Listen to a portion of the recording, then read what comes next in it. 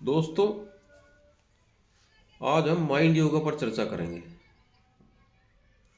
Physical yoga पर तो चर्चाएं होती ही रहती हैं, हम सब लोग करते ही हैं, फिजिकल योगा करते भी हैं। लेकिन इतने फिजिकल योगा के बाद भी व्यक्ति की बीमारी बढ़ रही है। व्यक्ति ज़्यादा अशांत है, ज़्यादा तनावपूर्ण है। तो इसलिए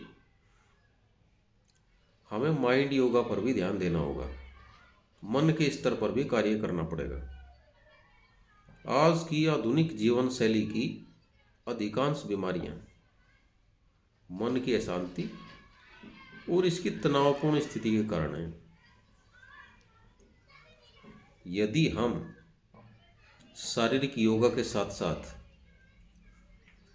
मानसिक योगा को भी अपनी दिनचर्या में शामिल करते हैं तो हमारा जीवन बहुत ही अच्छे से और एक स्वस्थ तरीके से हम अपना जीवन यापन कर सकते हैं। जैसे शारीरिक योगा में हम शरीर की गतिविधियों को बढ़ाते हैं, शरीर को गतिमान करते हैं, उसके विपरीत मानसिक योगा, माइंड योगा में मन की गति को कम करने का प्रयास किया जाता है।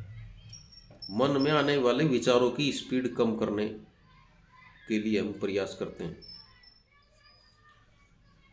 तो मन की गति को हम करेंगे कम कैसे करेंगे?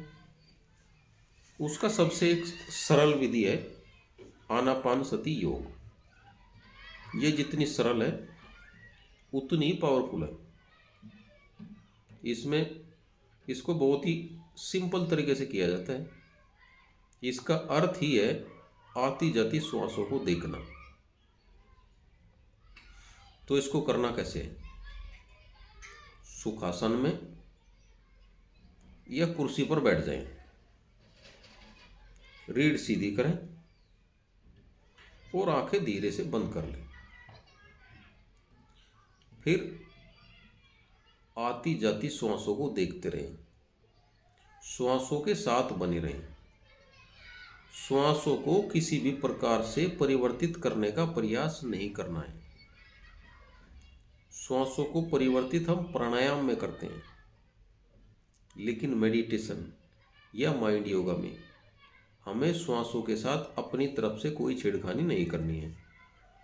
सामान्य श्वास प्रश्वास को देखते रहें, साक्षी भाव से देखना है।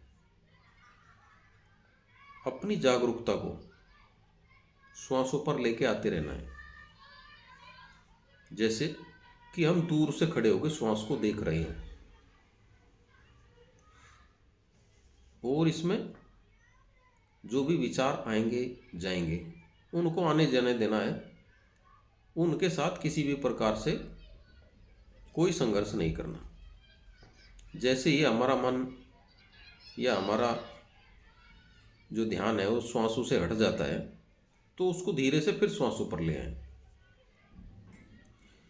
इसको लगातार 21 दिन तक करने के बाद थोड़ा इसकी आदत बनेगी। शुरू में 10-10 मिनट करने का प्रयास करें। 21 दिन बाद अगर विधि आपने अच्छे से उपयोग किया, अच्छे से अप्लाई की, तो आपका समय अपने आप बढ़ना शुरू हो जाएगा। ये विधि की पहचान है कि आप इसको अच्छे से लागू कर रहे हैं या नहीं। इसमें दो ही पॉइंट हैं। एक तो है कि आप श्वासों पर अपना ध्यान केंद्रित करते रहें।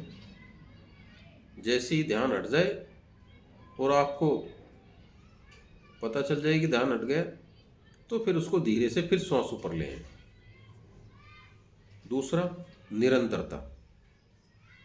इसको बीच में नहीं छोड़ना है।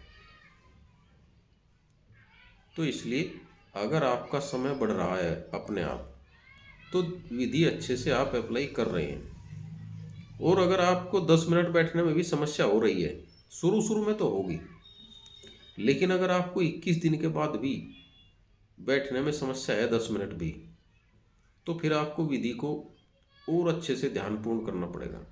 विधि पर अच्छे से ध्यान देना होगा, श्वासों पर ध्यान केंद्रित करने का प्रयास करना होगा। शुरुआत में प्रयास करना ही पड़ेगा। और अगर आपने 3 महीने इसका अच्छे से प्रयोग किया तो आपको एक अलग अलग ही प्रकार की शांति की अनुभूति होनी शुरू हो जाएगी और धीरे धीरे उसमें उत्तरोत्तर वृद्धि होती रहेगी। ये मैं अपने अनुभव से कह रहा हूँ। तो इसलिए इसको 10-10 मिनट करना शुरू करें और निरंतरता जारी रखें और फिर अपने अनुभव को शेयर करें। धन्यवाद।